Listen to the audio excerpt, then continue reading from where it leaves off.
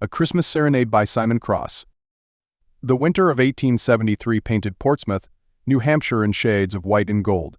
Fresh snow blanketed the cobblestone streets, muffling the clip-clop of horse hooves and the cheerful chatter of townspeople hurrying about their Christmas preparations. Market Square bustled with activity as merchants decorated their storefronts with evergreen garlands and crimson ribbons. The scent of fresh, baked gingerbread and roasted chestnuts wafted from the confectionery, while carolers gathered near the old town hall, their voices rising clear and sweet in the crisp December air. At the heart of Daniel Street stood Sinclair's Music Emporium, its windows gleaming with polished brass instruments and the rich mahogany of stringed treasures. Inside, Margaret Maggie Sinclair stood behind the counter, her fingers moving deftly across the strings of a violin as she completed her morning tuning routine. The shop had been her sanctuary since childhood, a place where music and memories intertwined like the intricate patterns of frost on the window panes. The morning light filtered through the tall windows, catching the dust motes that danced in the air and illuminating the collection of instruments that had been her father's pride and joy. Violins hung in careful rows, their varnished surfaces glowing warmly. Guitars stood like sentinels along the walls, while a magnificent broadwood grand piano commanded the corner space, its black surface reflecting the glow of the gas lamps. This Christmas season felt different from all the others that had come before. The absence of her father, William Sinclair, who had passed away in July, left an ache in her heart that even the most beautiful melody couldn't quite soothe. She missed his gentle humor, the way his eyes squinted at the corners when he smiled, and most of all, the sound of his violin playing carols late into the evening as customers browsed the shop. "Just a touch sharp," Maggie murmured to herself, adjusting the violin's E string with practiced precision. The instrument was a commission piece for one of the local orchestra members, and it had to be perfect. Her father had taught her that every instrument that left their shop should be capable of making beautiful music, whether in the hands of a master or a beginner.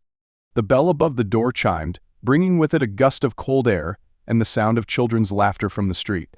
Maggie looked up to see Charles Wakefield stepping inside, his dark coat dusted with snow and his cheeks ruddy from the cold. Her heart did an unexpected flutter, something that seemed to happen more frequently in his presence these days. "Miss Sinclair," he greeted her, removing his hat and revealing slightly out-of-place dark hair. "I hope I'm not interrupting your work?" "Not at all, Mr. Wakefield," she replied, carefully setting the violin in its case. "You've caught me at a good moment. I've just finished tuning this piece." Charles moved closer to the counter, and Maggie caught the scent of wool and winter air that clung to his coat. At 30 years old, he cut a striking figure with his tall frame and intelligent green eyes. Since arriving in Portsmouth 4 months ago to take up the position of music teacher at the local academy, he had become a regular visitor to the shop, though Maggie suspected his frequent visits weren't solely for the purpose of purchasing sheet music. "I'm actually here on a matter of some importance," he said, reaching into his coat pocket. "The Christmas concert I mentioned. Well, I've finally settled on the program."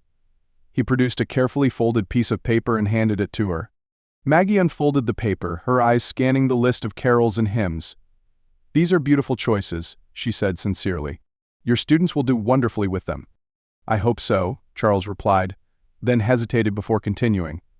"But there's something missing from the program. Something crucial." His eyes met hers with an intensity that made her breath catch. "We need a pianist, Miss Sinclair. Someone who can bring these pieces to life in a way that will touch hearts." Maggie's fingers tightened on the paper. "Mr. Wakefield, Charles, I don't know if I can." "You can," he said gently. "I heard you playing last week when I passed by after closing hours. Oh, Holy Night, wasn't it? It was the most beautiful rendition I've ever heard." Heat crept into Maggie's cheeks. She hadn't known anyone was listening that evening. She often played after the shop closed, finding solace in the familiar keys when the silence grew too heavy. "That was different," she protested. "Playing alone is not the same as performing for an audience." "Perhaps not," Charles acknowledged, "but music isn't meant to be kept hidden away. Your father understood that better than anyone. He once told me that music was God's gift to heal troubled hearts." Maggie looked at him in surprise. "When did he tell you that?" Charles smiled softly. "The day I first came to town. I stopped in to inquire about sheet music for my students, and we ended up talking for hours about teaching and the power of music. He spoke of you often, you know. He was so proud of your talent." Tears welled up in Maggie's eyes, and she turned away, pretending to arrange some sheet music on the counter. "He was always encouraging me to perform more," she said quietly. "But after Mother passed 5 years ago, I focused more on helping him with the shop. There never seemed to be time for concerts. Charles reached across the counter and gently touched her hand. There's time now, Maggie. And I think this concert could be a wonderful way to honor his memory. The warmth of his touch sent a shiver through her that had nothing to do with the December chill. She looked up to find his face closer than she expected, his expression earnest and encouraging. Would you at least consider it? He asked. The concert is on Christmas Eve at St. John's Church. We'll be practicing every evening next week. Maggie took a deep breath, inhaling the familiar sense of wood polish and rosin that permeated the shop. I'll think about it, she said finally. Charles's face lit up with a smile that made her heart skip. That's all I ask. He glanced at the clock on the wall. I should go, I have a lesson to prepare for. But I'll stop by tomorrow if I may. The shop is always open, Maggie replied, trying to sound casual despite the warmth spreading through her chest. After Charles left, Maggie found herself drawn to the Broadwood piano. Her fingers traced the keys lightly, not pressing hard enough to make a sound. The thought of performing in public after so long filled her with trepidation. But there was something else too, a spark of excitement she hadn't felt in months. That evening, after closing the shop, Maggie lit extra lamps and pulled out her father's collection of Christmas music. The yellowed pages held memories in every measure, notes penciled in his precise hand, small drawings in the margins that he'd made to amuse her when she was learning to play. As she began to practice, the music filled the empty shop with warmth and life. Over the next few days, Charles's visits became longer, often extending into the quiet evening hours. He would bring new arrangements for her to try, and sometimes they would play together, his rich baritone voice blending perfectly with her piano accompaniment. During these moments, Maggie felt the weight of grief lifting slightly, replaced by something new and tender. The week before Christmas brought a flurry of activity to Portsmouth. The shop was busier than ever with last-minute shoppers seeking instruments and sheet music for holiday gifts. Between customers, Maggie practiced diligently, her confidence growing with each session. Charles's students, whom she met during evening rehearsals at the church, proved to be talented and enthusiastic, their young faces shining with excitement as they mastered each piece. On Christmas Eve morning, Maggie opened the shop early to find a small package waiting on the doorstep. Inside was a beautiful hand-carved wooden ornament in the shape of a piano, with a note in Charles's elegant handwriting, "For the woman who brings music to life. Meet me at the church an hour before the concert." The day passed in a blur of last-minute sales and preparation.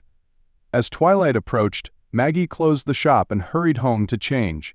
She chose a dark green velvet dress that had belonged to her mother, its rich fabric complemented by a cream-colored shawl.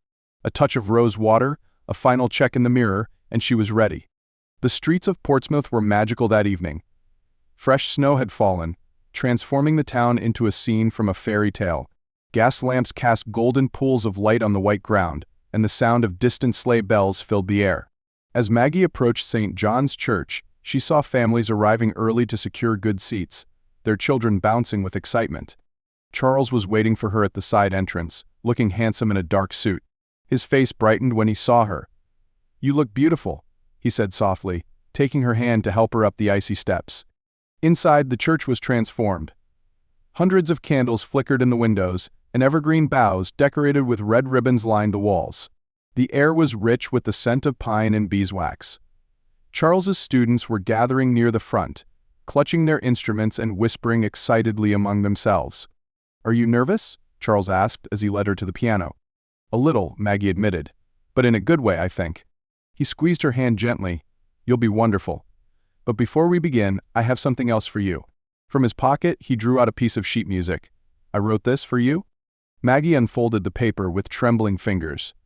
The title read A Christmas Serenade, and as she scanned the notes, she could see themes from traditional carols woven into an original melody that spoke of hope and new beginnings.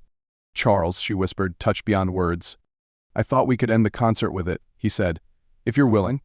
She nodded, unable to speak past the lump in her throat. The church was filling rapidly now, the pews creaking as people settled in for the evening's performance. The concert began with the children playing their pieces, their young faces serious with concentration. Maggie accompanied them on several numbers, her nervousness fading as she lost herself in the familiar carols. The audience responded warmly to each performance, their applause echoing in the vaulted ceiling. Finally, it was time for the last piece. Charles stood beside the piano and addressed the audience.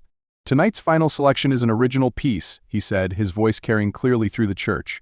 It's called A Christmas Serenade, and it's dedicated to someone very special who has helped bring music back into all our lives this season. As Maggie began to play, Charles joined in with his violin, the two instruments weaving together in perfect harmony. The melody spoke of winter nights and warm hearths, of loss and hope, of endings and new beginnings. When the final notes faded away, there was a moment of complete silence before the church erupted in applause. Later, as the last guests were leaving and the candles were being extinguished, Charles found Maggie in the church garden. Snowflakes were falling gently, catching in her hair like stars. "Thank you," she said softly, "for everything, for helping me find my way back to music." Charles took her hands in his expression tender. "You never really left it, Maggie. The music was always there, waiting in your heart." He paused, then added quietly, "Just as I've been waiting, hoping you might find room in your heart for something else as well." Maggie looked up at him, seeing in his eyes all the promise of future Christmases filled with music and love. "I think," she said, her voice barely above a whisper, "that my heart has already decided." As the church bells began to ring out midnight, Charles drew her close and kissed her softly. Above them, the stars twinkled in the winter sky, and in the distance, the sound of carolers could be heard singing Silent Night. It was, Maggie thought, the perfect beginning to a new chapter in her life's song.